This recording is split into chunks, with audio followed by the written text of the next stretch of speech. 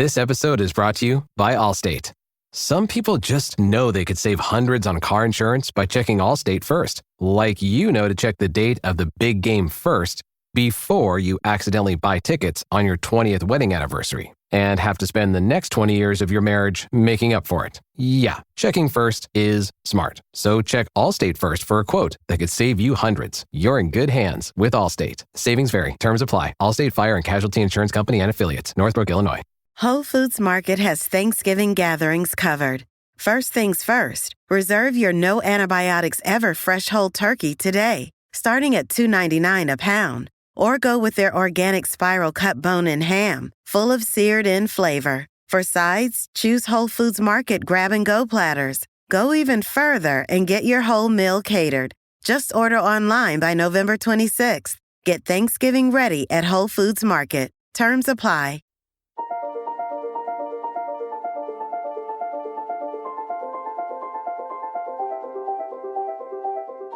Welcome to the 12th fiction in our 15 Fictions for Summer series.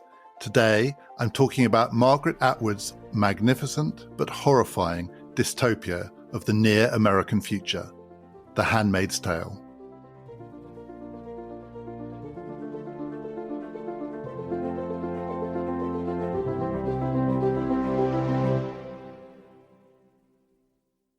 Like many works of dystopian fiction, The Handmaid's Tale is set in an unspecified future. It was published in 1985, and it describes a future America. America has turned into an awful patriarchal society called Gilead. But we're not told exactly when, and we're not told exactly how. Some works of dystopian fiction are very specific about when they're set. For example, one that I've already talked about in this series, H.G. Wells' The Time Machine, where we're told, bizarrely, because it's a long way in the future, that it's set in the year 802,701. We don't get a date in The Handmaid's Tale, at least not a date about the main events being described. Some dystopian fictions are deliberately vague. The point is not to have the reader speculating about when exactly this is and how exactly did we get there. All the reader needs to know is that something has happened and everything has changed. Perhaps the most haunting dystopian fiction of the 21st century, Cormac McCarthy's The Road, is that kind of book. So in The Road, we're not told how America becomes a nightmarish, cannibalistic society. We just know that something has happened. And actually, all we're told in that book, in just one sentence, is that, I quote, there was a long sheer of light on the horizon and then a series of low percussions. That's it. That's all it takes to spell the end of everything. Is it a nuclear accident?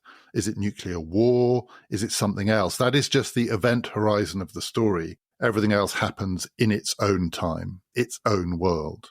But The Handmaid's Tale, though it doesn't give us a date, is actually historically a very specific kind of book. There are lots of reference points that allow the reader to place it, and we're given a lot of clues, actually, as to chronology and sequence, and where to place this story in time relative to when it was written, 1985. There is also a chapter at the end, an afterword, which is dated. So the book ends with a future, that is a historical description by a future academic at some bizarre parodied future academic conference, trying to understand the origins of Gilead society. What is this document that we've been reading? What does it tell us about the world it describes?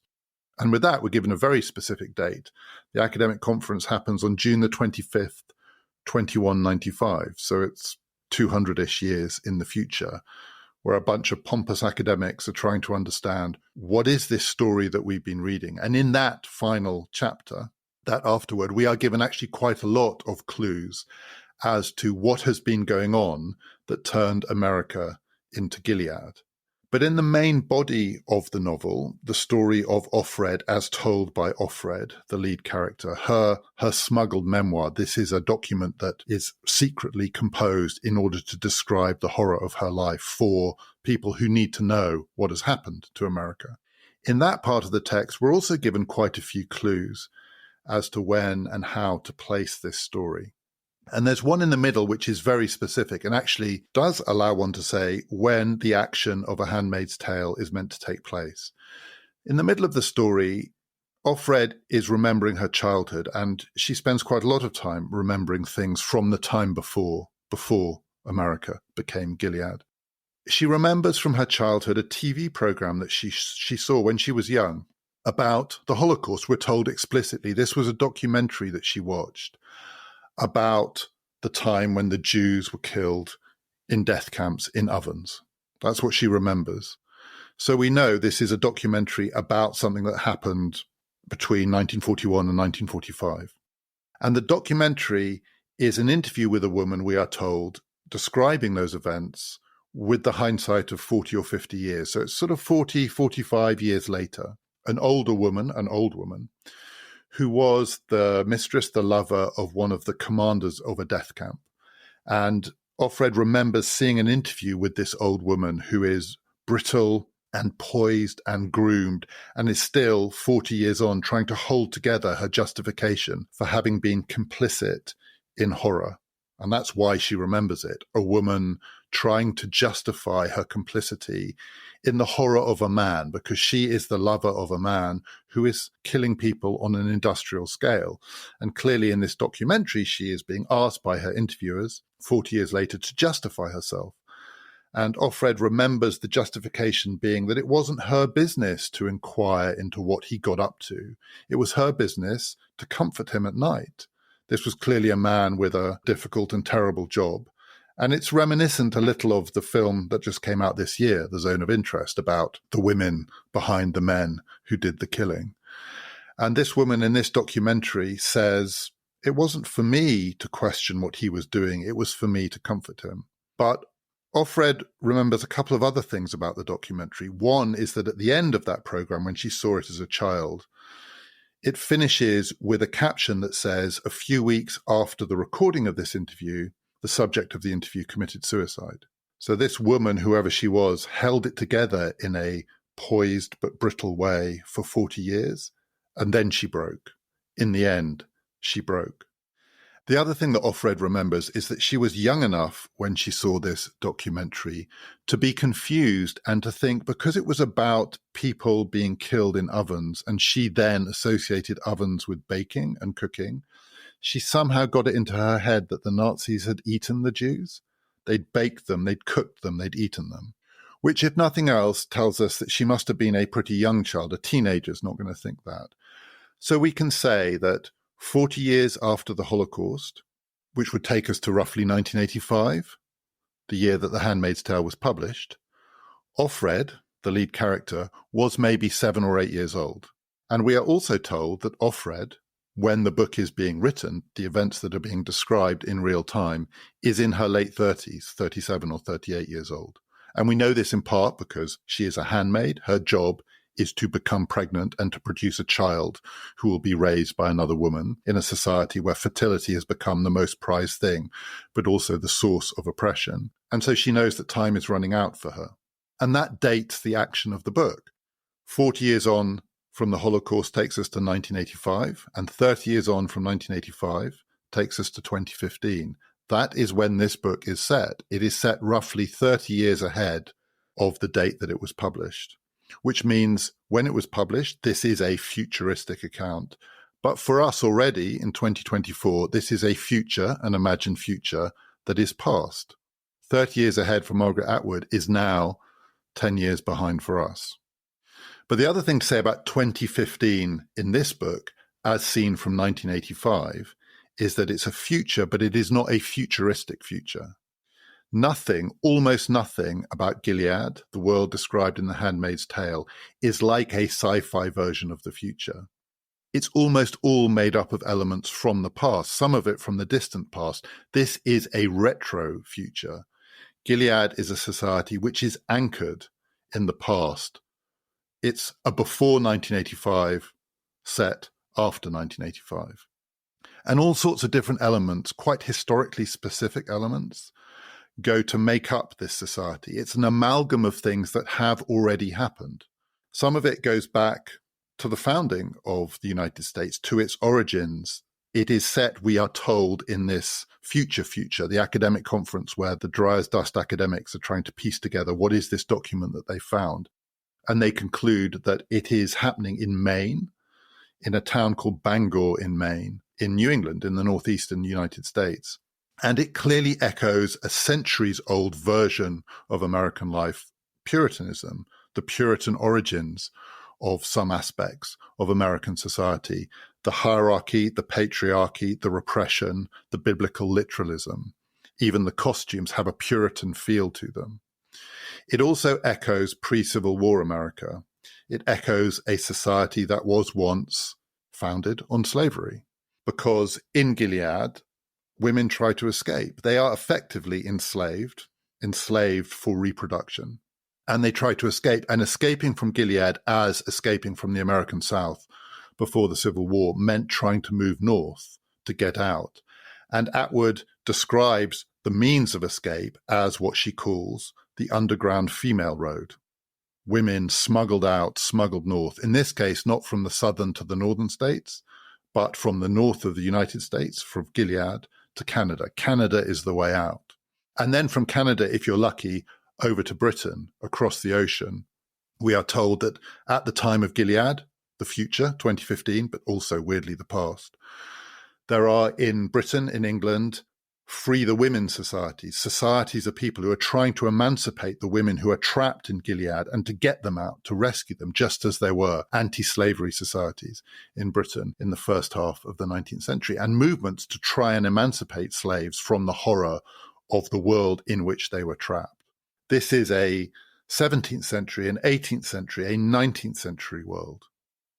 It's also made up of elements of the more recent past, that is, the more recent past as seen from 1985. Some of them American, some of them not American. It echoes in part what was happening in American politics in the early 1980s, which was the beginning of the great politicization of abortion and the politics of reproduction, and the new religiosity of American political life, the moral majority so-called, the new wave of evangelical Christianity sweeping the politics of the right. This is all happening just before the time that Atwood is writing, and then projected forward to a future in which it might have become something much, much more extreme. But a lot of it comes from outside America. And we are told this again in that final chapter, in that afterword, where the academics are trying to reconstruct what are the sources and the origins of Gilead politics. We are also told about an academic paper that tries to compare two theocracies of this period, the period being sometime between 1985 and 2015, Gilead and Iran. And Iran, in this case, is the one that Atwood already knows about. 6 years before the publication of The Handmaid's Tale was the Iranian Revolution. And the Iranian Revolution saw a society which was not liberal by any means, but in which women had a range of opportunities, educational, social, in employment, and also in public appearance, how women were able to dress in pre-revolutionary Iran, disappear almost overnight, following what was effectively a kind of coup d'etat, which created a new kind of theocratic politics that turned women's lives and women's life opportunities on their head. The implication being, this can happen very quickly. It might in the United States seem impossible that a society based on American freedoms could turn into this kind of repressive theocracy overnight. But we are being reminded it happens in other places, and it's happened very, very recently. Since the publication of The Handmaid's Tale, you can tell similar stories about other places. Afghanistan is another. Atwood, in that final chapter, also references something that happened in Romania in the early 1980s, under the dictatorship of Ceausescu and his so-called scientist wife, Elena Ceausescu, which was a panic about fertility, about reproduction, the thought that Romanian women, for whatever reason, were not having enough children. And the state outlawed abortion and tried to control fertility and reproduction. There was a new, massively repressive move to try to take charge of what seemed like a trend towards dropping below the replacement rate in terms of human reproduction. This had already happened somewhere in Romania in the early 1980s. The Handmaid's Tale is also full of references clearly to things that were known about how societies functioned behind the Iron Curtain in Eastern Europe and in the Soviet Union. In Gilead, the women often encounter spotty-faced, pale, young men with guns at checkpoints or guarding the wall. There is in Gilead a wall, and the wall is where traitors are hung after execution. The bodies are hung. But these places are guarded by young men, potentially trigger-happy young men with guns, but who look to the women like they should still be in school. This is Checkpoint Charlie. This is the Berlin Wall. These things were policed by young men with guns who look like maybe they should still be in school. Atwood's also thinking of a society like the 1980s Soviet Union, where an ideology is starting to break down. People don't really believe in it anymore, including the people whose job it is to uphold it at the top of that society. And so this is a place with grotesque double standards at work. The people in charge in Gilead, the commanders, the men, the powerful men, are projecting an ideology which is an ideology of repression and of puritanism and of morality and of pleasurelessness. And yet they are leading lives secretly, which are nothing like that. They have their own clubs and codes and ways of being when nobody is watching, which are the old ways of pleasure, and the old ways of living, which they cannot allow anyone to see in public. There is another world for the elite, which is hidden away but is known about. Everyone, in a sense, understands that this is a society shot through with double standards, and yet no one can articulate it. This is all happening in 1985. Not all of it in America by any means, but it's all happening somewhere. One of the things that The Handmaid's Tale reminds me of, and I don't know if this is deliberate or not, is another work, not of dystopian fiction, not even of dystopian science fiction, but of dystopian science from a couple of decades earlier, Rachel Carson's Silent Spring, which was published in 1962, which helped to initiate the environmental movement. And Silent Spring describes a kind of dystopian America, a nightmarish America. That's how it begins. It describes a land that has been ravaged by pesticides, in which the crops have failed, in which children are dying in the streets, in which disease is rife, in which birds are falling out of the sky. This is clearly not 1960s America, because 1960s America wasn't that place. And yet Rachel Carson says when she was writing Silent Spring, what she wanted to do was take things that had happened somewhere, not all of them in America by any means, but had happened somewhere, and imagine a world in which they were all happening in the same place at the same time. And that's what Gilead is. Gilead is a coming together of all of these different things, which on their own are not necessarily sufficient to create this nightmare, but which together produce it. But that then raises the question of what brought them all together? So how do you get from 1980s America to an America 30 years later, which is almost unrecognizable, which has in it elements of the past that many people believed were long past 17th, 18th, 19th century forms of repression? A society which has rejected the future, which has turned its back on everything that counted as enlightened progress to try to recreate something that was thought to have gone. How do you get there? Because it's not enough to say that these forces were at work. Something has to bring them together. And again, we're given lots of clues as to what happened. And towards the end of the book, we're given a more explicit pseudo-academic account of how Gilead was created. And there are three things that go to turn America into Gilead: demography, race, and religion. And these three things have to come together. Demography is the fact of women having fewer children. Some of that, as described in The Handmaid's Tale, is the thing that was already happening in many Western societies in the 1980s, thanks to female education and emancipation and employment, and all of the forces that went to produce a society of choice in which, by no means all, by no means the majority, but enough women were choosing not to have children. And it was already creating the elements of a panic. But it has to be more than that, because that is a trend, but it's not enough to turn America into Gilead. And so Atwood suggests something else has happened too, something more dramatic. And this is a bit more like Cormac McCarthy's The Road. We're not told what that thing is, but it's like in Silent Spring, a combination of things that were happening in different places and different parts of the world. It includes the effect of pesticides and of chemicals in the environment, which might have had a catastrophic effect on human fertility and reproduction.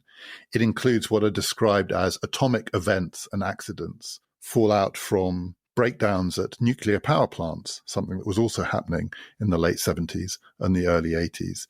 There is the suggestion of chemical warfare and of biological warfare. Gilead exists in a country and a world at war, in a state of almost permanent war, in which clearly things are being used that potentially could have a catastrophic effect on the ability of human beings to reproduce. So this is a story which, in the classic Ernest Hemingway formulation, is happening both gradually and then suddenly. There were trends at work in this society that are massively accelerated by an unspecified event or series of events, with the result that what looked like a slow trend towards falling below the replacement level for the survival of the human species is rapidly accelerated to a panic. The number of babies, we're not told how many, falls below a level that anyone thinks is sustainable. This is the grounds of the panic that creates the conditions for Gilead. But it's also about race, because we are told as well at the end of the book by the academics that this was a problem of Caucasian societies. And this is also, therefore, not just the fear of falling below the replacement level, but the fear of the great replacement, something that is familiar from contemporary politics. The idea that white people are not reproducing fast enough and they will be overtaken by those people who are still having children. And therefore, this is a society in which a group of white people have asserted their ability first to secure the conditions of reproduction, and second, to exclude the non-white races. So we're also told that Gilead is a society that has moved non-white people out and moved the Jews out as well. There's another echo here of the earlier 20th century. The Jews are expelled. They are sent away. This is a white Christian nation. And it is also a Christian nation. So for this to happen, demography has to be accelerated by an event. This event has to touch on fears of racial replacement. And then there has to be an ideological basis, an ideology available for the people who want to take over to use as their tool in order to justify what they do. And the ideology happens to be a kind of biblical literalism. I don't think Atwood is saying that biblical literalism or evangelical Christianity lead to Gilead. I think she's saying it the other way around. If you're going to create a Gilead, you need an ideology. It's not just enough to say people aren't having enough babies. And by people, of course, this means women. You have to be able to create a rule book which bases this in some much, much wider and more far-reaching moral code. And the rule book happens to exist. It exists in the form of literal-minded evangelical Christianity. And that is the basis of this takeover. But this takeover is effectively a kind of Leninist coup. It's another coup. There's a group called the Sons of Jacob that we are told at the end of the book were plotting a takeover of this kind. And they achieve it, we're not told how, in such a way that they then roll out this playbook based on their ideology, based on their fears. It's brutal, it's repressive, it is extraordinarily violent, and it is very quick. Because the other thing that the chronology of the book makes clear is this doesn't happen between 1985 and 2015. It happens much closer to this imagined 2015 because Offred's memories are memories of the time before. And it's not just when she was a young child. It's when she was a student. It's when she was in her 20s. She was living the other kind of life, for want of a better phrase, the life when there were choices about how to live. She has a child in that life. She has a child with a man with whom she is not married in that life. That child is taken away from her when Gilead becomes Gilead. But this all happens in the very, very recent past relative to the world that she is describing. This happens gradually and then suddenly, and the sudden event is maybe 5 years or barely more than 5 years before what is being described. So this has to be ready to go. You can't create a society like Gilead by experimenting and seeing what evolves. Whoever these people are who took this thing over, these paranoid white supremacist men, like the Leninists, they had a plan ready to go, and they roll it out with brutal, ruthless efficiency. And so it creates a world, Gilead, which is in so many ways made up of an amalgam of all of these other things, accelerated by whatever this series of events was that made this possible. It's all familiar, and yet it is completely uniquely itself. There is nowhere like Gilead. Margaret Atwood has created a world which is unforgettable, but it is unforgettably itself. To read this book is to be taken to a place that doesn't exist, but once read about, never forgotten. Partly because the imagery and the symbolism is so clear, and the things that are familiar are defamiliarized in the way that Margaret Atwood specifically describes through the memoirs of Offred, exactly how this society works. So, for instance, it is a society in which women are the oppressed class, but as with many oppressed classes, within that class there is a very rigid hierarchy, a whole series of ranks. And the ranks are described in detail. There are the wives, there are the handmaids, there are the aunts, there are the Marthas, there are the econo-wives. The wives are at the top, the wives who are the wives of the commanders, the men in charge. These wives will raise the children, but these wives will often not themselves be able to have children because the ability, the capacity to have children is now rare. Offred's problem is that she has had a child, so she is thought to be capable of childbearing. The wives are at the top. The handmaids serve the wives. Their job is to produce children who will be raised by the wives. The aunts police this society. They are essentially the tools of repression. The Marthas do the domestic labor in this society. So the handmaids are not expected themselves to do domestic work. They simply exist for one purpose, which is to produce children. And the econo-wives, the people at the bottom of the social pyramid, are the ones who still have to do it all, have to try and both make a living and exist in the world and also have and raise children. That is to be at the bottom of the ladder, the ones who are expected to combine both labor, paid labor, and the functions of reproduction in this society. And this hierarchy is familiar from other social settings. It's almost medieval, and yet it's not like anything else you've ever read about. It has within it another feature of these kinds of hierarchies, which is within it, there are these very, very rigid divisions between the women at different levels, and there is also complicity across those different levels. It is both a world of repression and secrecy and fear, and also a world in which everybody is constantly feeling out among the people above them and below them in the hierarchy. Can these people be trusted? Is it possible to have a real conversation? Above, below, and at the same level, handmaid to handmaid. Can you trust the handmaid that you go for a walk with? If you even hint that you're not sure this is the way to live, is this a way to find someone with whom you can communicate, or is it to sign your own death warrant? The rituals of this world are unforgettably described. Again, they have echoes of the familiar, and they are completely unfamiliar. The ritual of, and there's no other word for it, insemination, when Offred has to have sex with her commander, it is a highly ceremonial affair. It is public, it is not private. There is no pleasure involved. This is functional. It is to try and produce a child.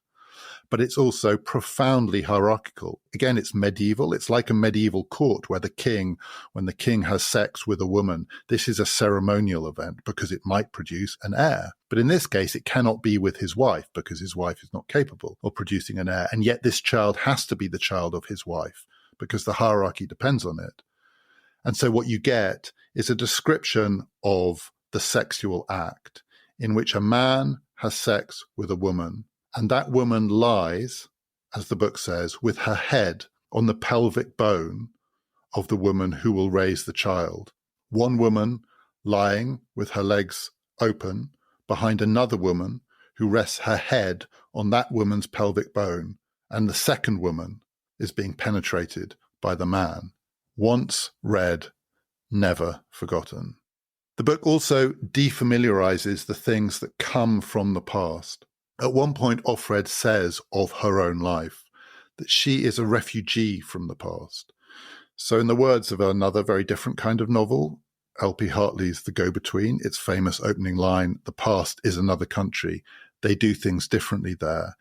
And certainly in the world of Gilead, the past is another country. America is another country. They did things differently there. But Offred lived in America. That was her country. And she's a refugee because she didn't just travel out of it in time. She was forcibly removed from it. She was expelled from her past into a future in which she feels like she is an exile from her own life. And then she is given glimpses and hints of what used to exist before. There is contraband in this future world, contraband from the past. At one point, she is asked illicitly and also complicitly to join the commander in his room, in his study. This is not allowed. She is meant to have no relationship with this man outside of the act of putative insemination. And yet it's clear to her that this man wants something more from her. He wants whatever it is he is not getting from his wife. She suspects when he says, "Come to my study tonight," that he's going to make some outlandish, outrageous, perhaps even disgusting sexual demand of her. She gets there, and it's clear from the look on his face that he is doing something that is giving him pleasure and is turning him on in some way, but she doesn't know what the thing is that he's going to want. And she is terrified. These people have power of life and death over all of these women, not literally to kill them with their bare hands, but one word identifying the person in this hierarchy as a traitor of some kind, and it's all over. She's terrified. And he says, "There's something that I want to do with you." And she's more terrified. She knows she's going to have to say yes. There will be no choice because there is no choice in this society. And he produces a box of the game of Scrabble. What he wants to do is play Scrabble with her. Again, the game of Scrabble never really feels the same after you've read about it in The Handmaid's Tale. It becomes the site of a form of complicity between them because this absolutely is not allowed. The handmaid and the commander do not play Scrabble together. It's both innocent and profoundly not innocent. And it's clearly intended by the commander as a sort of gateway drug or an entry drug into something else. And indeed, that's what it turns out to be. As Offred discovers after a certain point, all he is doing is the familiar thing that she remembers from her past, which is basically saying, "My wife doesn't understand me. I want to play Scrabble." But before long, he's saying to her, and also actually, here's some makeup from the past. Makeup is outlawed in this society. Could you maybe dress up a bit, put on a bit of lipstick? And from there, we quite quickly get to, I want to take you out to a place that you will not know anything about. It's a private club for men like me to parade women like you. From Scrabble to the worst nightclub in the world. There is in this world a ritual called particicution.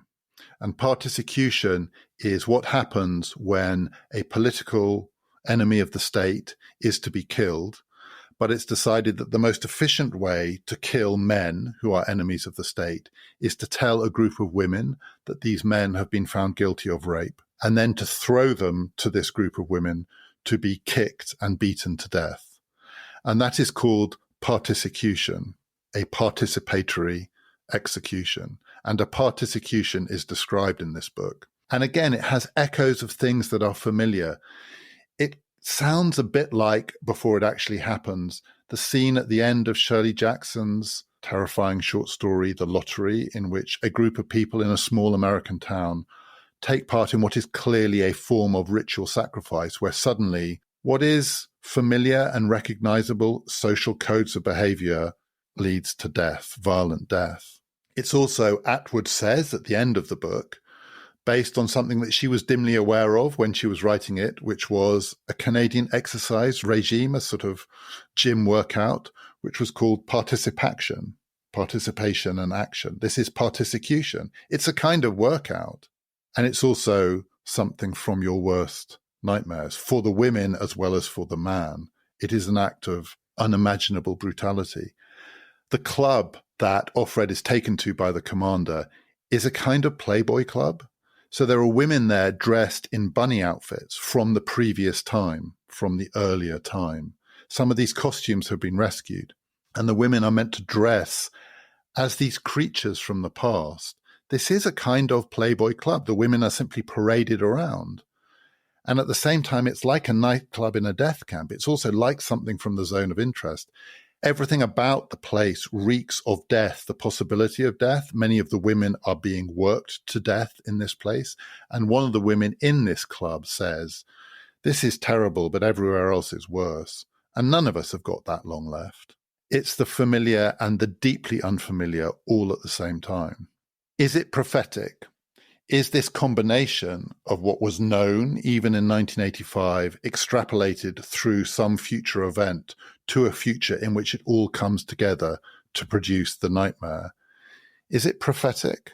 So The Handmaid's Tale is often held up as a prophetic book in the time, the nearly 40 years now since it was published. And I'm not thinking here of the TV series. I'm not talking about the TV series, though it's quite hard to get the visuals of that out of your head. I'm talking about the book, which is old now.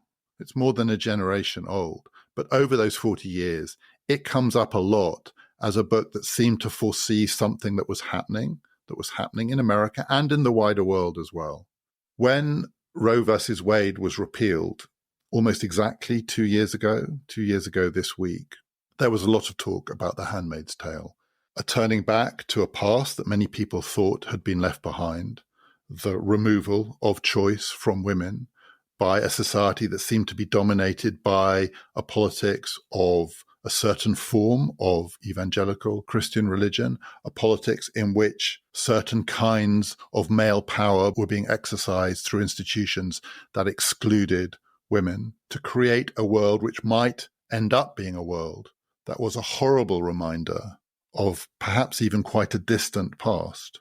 And all those things are true, but I don't think you can say that Roe versus Wade is, in its repeal, an event that creates the conditions for Gilead. Because the other thing to be said about the politics of that of 2 years ago and of now is that it's still part of a recognizable and continuous story that does go back 50 or more years. The repeal of Roe versus Wade is part of a recognizable story that begins with Roe versus Wade 50 years earlier.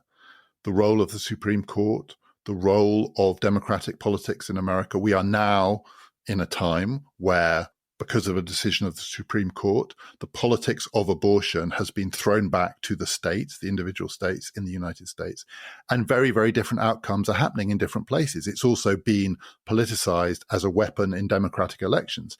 It may turn out to be the decisive feature of the presidential election of 2024. There's nothing foreordained or preordained about how the repeal of Roe versus Wade leads to an outcome, a social or a political or an economic outcome, in which women end up as they end up in Gilead. I'm not saying it's impossible, but we're definitely not there yet. This is still a recognizable politics where there is continuity with the past. And the point about Gilead is that the past is a foreign country from which people have been forcibly removed. Everybody has been forcibly removed, men as well as women. The whole society has been turned on its head, and that hasn't happened yet.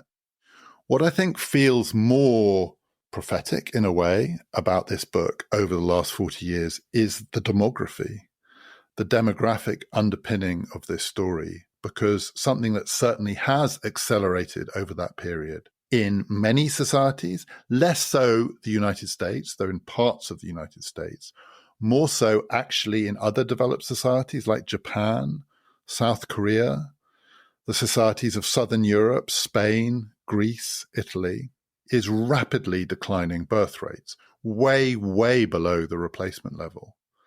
In South Korea, to the point where in 50 years' time, 100 years' time, the South Korean population may have halved or more than halved.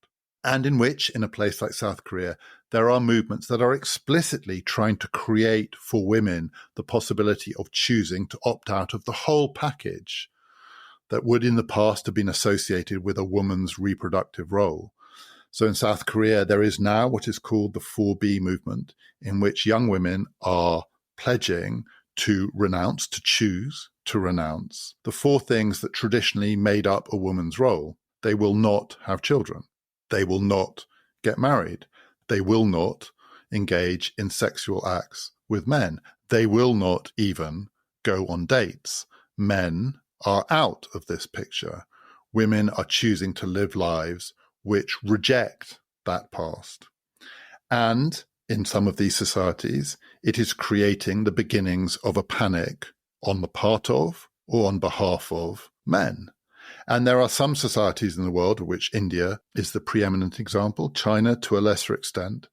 In India, there are many more men, young men, than there are women because of selective abortion, the abortion of female fetuses, creating a huge surplus, tens of millions of extra men. Two things happening at the same time, not yet in India, dramatically falling birth rates, but in other places, dramatically falling birth rates, and the possibility of a surplus of men.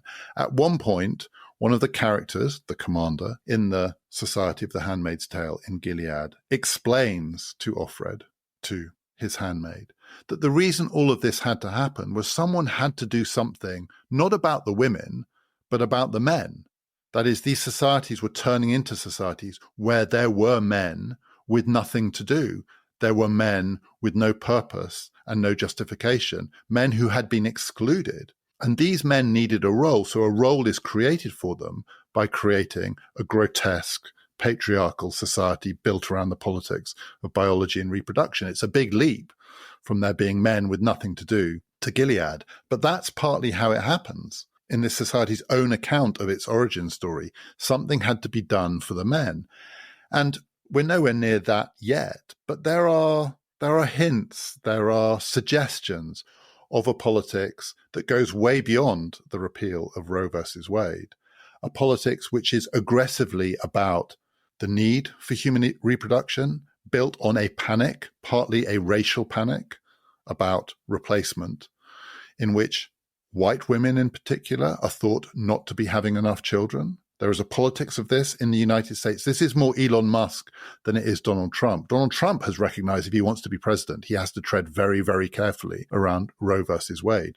But Elon Musk, who has, I think, 11 children himself, believes that the future of the human race depends on there being much more reproduction, and much more reproduction effectively by the elite members of the human race. And it's, though Musk doesn't do it himself, some of his followers explicitly cash that out in racial terms. That is going on now. And yet the difference between now and the imagined 2015 or even 2024 of Gilead is that we are in the future relative to 1985. So what's so distinctive about Gilead is that it is a future that is not the future, it is the past. It is a society, among other things, that has turned its back on technology.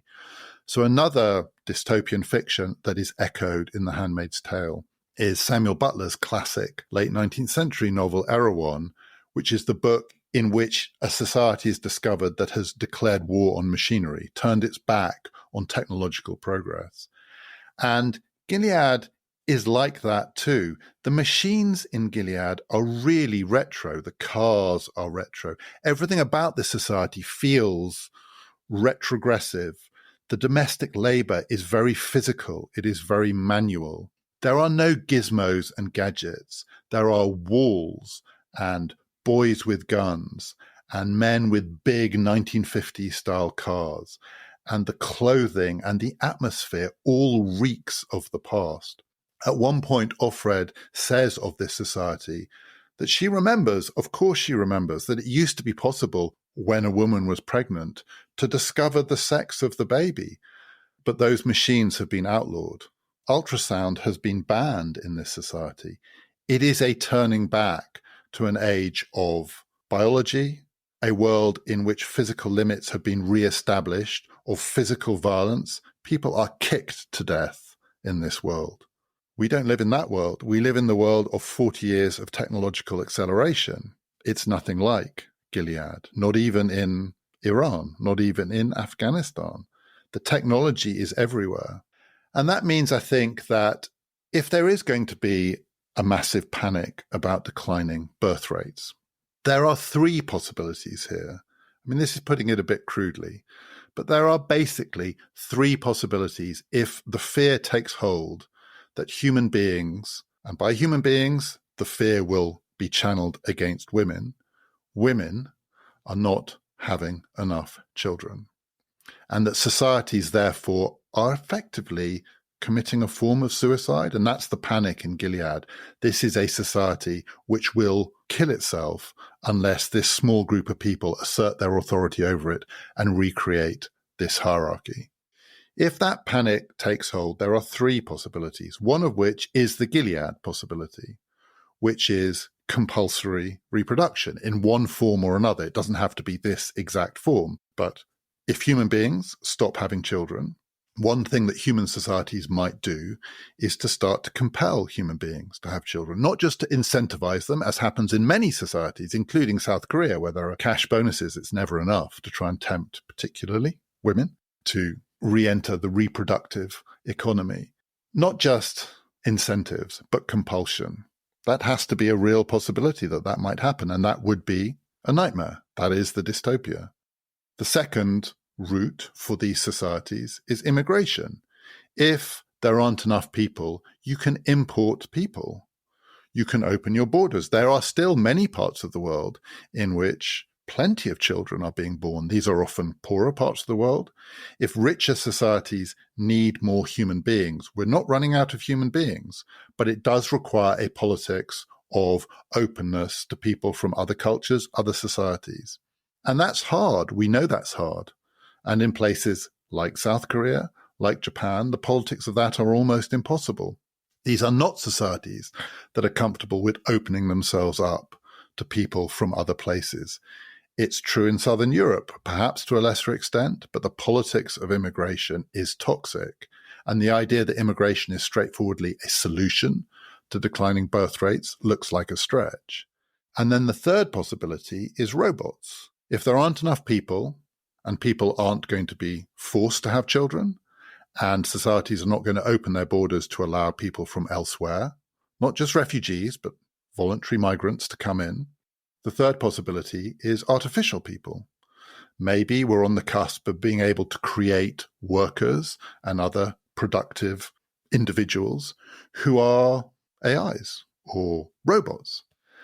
In Japan, in South Korea, in other places, there is quite a lot of that going on too. A bet essentially on robotics to provide care in old people's homes, robotics to provide some of the grunt work that's needed for industry, robotics to do the labor in the absence of human beings. And then these societies might be able to sustain themselves for a long time. They will age. There will be many, many more old people. So there will need to be much, much more care. But if care can be done not by people, but by machines, this thing might take care of itself. There's Gilead, there's immigration, there's robotics. There's probably a lot of other things too, and combinations. But nonetheless, if you look at those three possibilities, it's not obvious to me at this point that the route we're heading towards is Gilead. And for some of that politics of fear around reproduction and replacement that comes, among other things, out of places like Silicon Valley, robotics probably is the bet. The bet here is on technology to provide the solution. Human beings will need to reproduce. So Elon Musk is very skeptical about AI. He wants the humans to make more humans. But there are plenty of other people in Silicon Valley who think that the age of humans making more humans may be done anyway.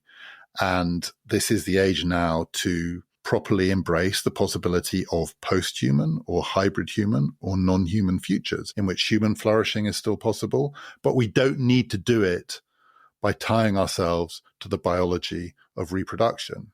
I have no idea which of these futures is going to happen. I have no idea what will decide which of these futures is going to happen. But the other thing I think to say about Gilead is that this is not just a place that emerges from existing trends. So it is made up of existing trends, and part of the terror of it is a society that is entirely recognizable as well as being completely unfamiliar. But something has to happen to get you to Gilead.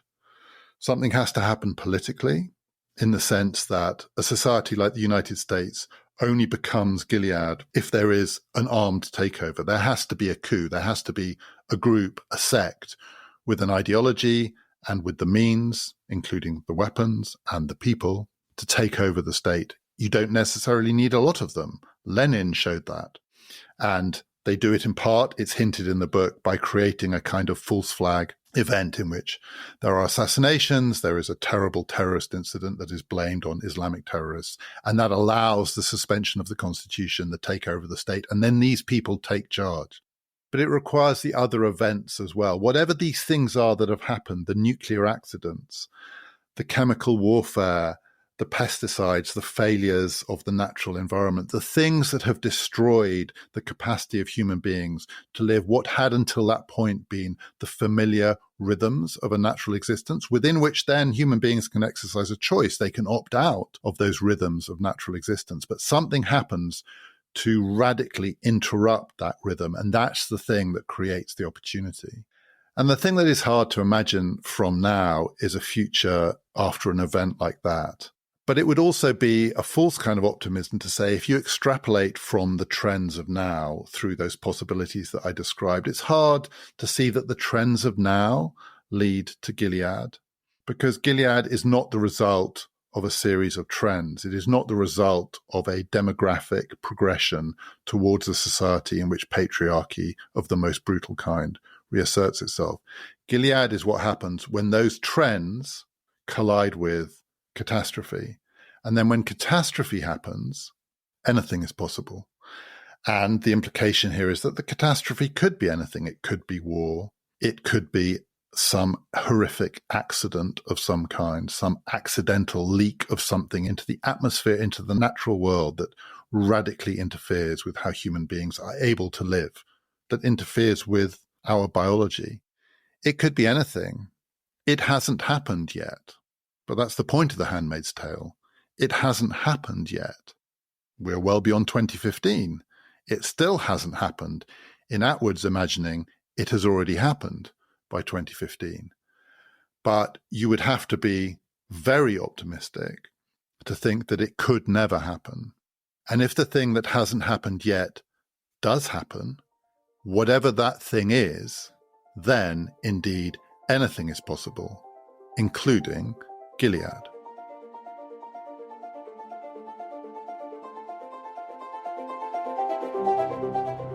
To find out more about this series and this podcast, do just visit our new website, ppfideas.com. Tomorrow, in 15 Fictions for Summer, I'm going to be talking about Alan Hollinghurst's great novel about gay life and about Thatcherite life, The Line of Beauty.